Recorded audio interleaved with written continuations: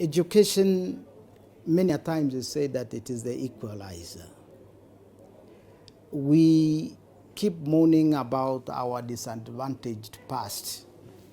I don't think if we were to measure in terms of who was more disadvantaged, I think Professor Kindiki and my family by extension, we come from below zero.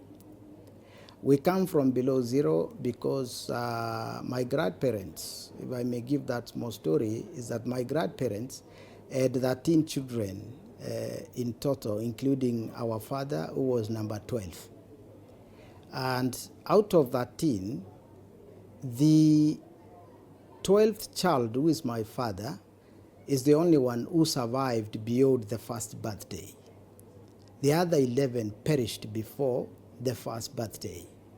And the number 13, who would have been my only surviving aunt, she died a teenager. So my father grew all alone, very lonely. His father died while he was about 6 years old, and he was left with an aging mother. And that's how they came up. And he could not proceed far with education, but he embraced Christianity at a very early age. And with that, he discovered that education, which was channeled through the missionaries, and he took it seriously. And I think that is part of the character that we may have taken, that whatever we do, one, we dedicate it to God, we attribute it just to God, and we work hard. And from that background, we were exposed to schooling. We took it seriously, and by grace of God, we had the intelligence or the intellect to pass through all the stages of education. We thank God that there was support in terms of fees and other requirements of the school system, at least enough to keep us in school. And we don't consider ourselves giants. Who is a giant? We are just not giants. We only went to school and, one level after the other. And I don't think we are at the top of it yet. But we thank God with what we have achieved so far, myself and other siblings, including Professor Kindiki. But I think I can't say more. It's just we were given an opportunity and we exploited the opportunity, which took us to where we are in our various fields. Personally, I'm professor of soil science. My brother is a professor of international law. And we thank God for what we have achieved so far. But it's far from being giants. We have just succeeded, and our next level is in the ones of Manu Chandaria, is how to turn that success to impact and significance to humanity. How can we use our accolades and our successes in education to influence the society of Kenya and humanity in general? I thank God I came to this university, and that's how I'm contributing to the Republic of Kenya in higher education. My brother has an opportunity to be in high offices in politics, and that's how we can influence and become of significance in the Republic of Kenya. Let me say one more thing, that education alone without impact to society is not useful. You can have so many degrees, you can have so many titles, but at the end of the day, what is the significance, what is the influence it has to society? And I thank God that is what the opportunity we have now to influence society. As a family, and I had the rare opportunity being his elder brother, because he comes at number 5 when I'm number 3 in the ranking. So I had the opportunity of seeing him right from being a baby, because in those days we didn't have houseboys and house girls. So our mother would leave him in my care as she went around other chores in the house or to do whatever she was to do. In fact, even before I describe his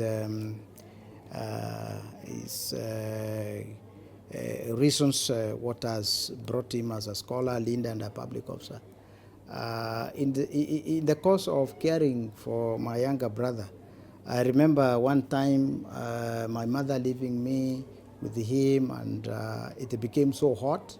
I was so tiny that I would not lift him. So he started crying because of the heat, because we were somewhere, we were left, and our mom went to look for water.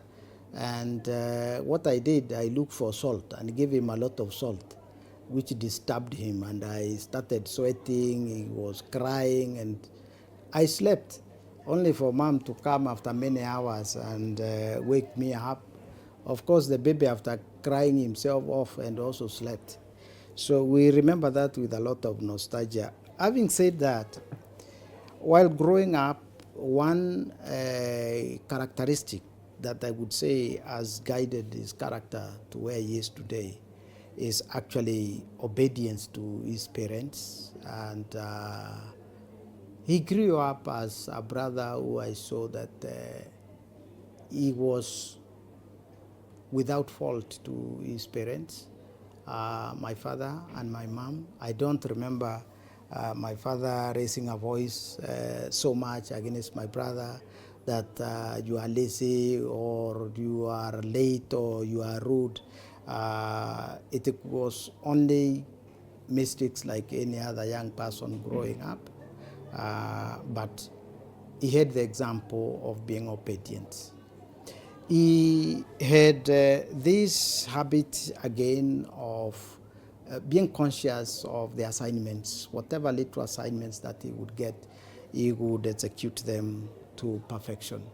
And I think this, combined with the teachings that every other child got from home, from our father and from our mother and other senior relatives while we were growing, it made him really to embrace scholarship.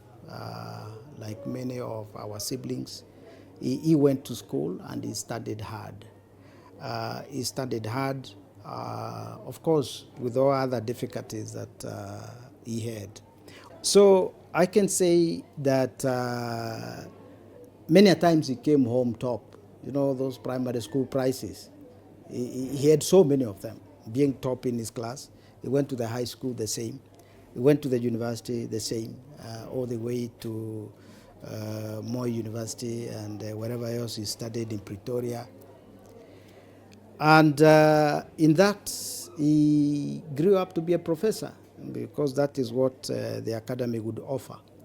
And then when he went to politics and political leadership, I think those attributes and behaviors of being obedient and being committed to assignment, that is what actually probably the head of state saw in him, because all along he has stuck with the head of state and performing all the assignments with the dedication, all the assignments with a lot of trust and a commitment to the head of state as his assistant.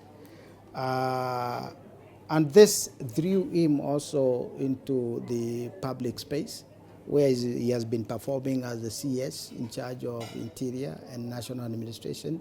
I would say that as a citizen now, if I step out from the family, is that he performed these duties with, again, such dedication and such commitment that saw him in the caves of Baragoi and other remote parts of Kenya, you know, the graves of Shakahola, the whole republic. It was just commitment to duty and the service to humanity.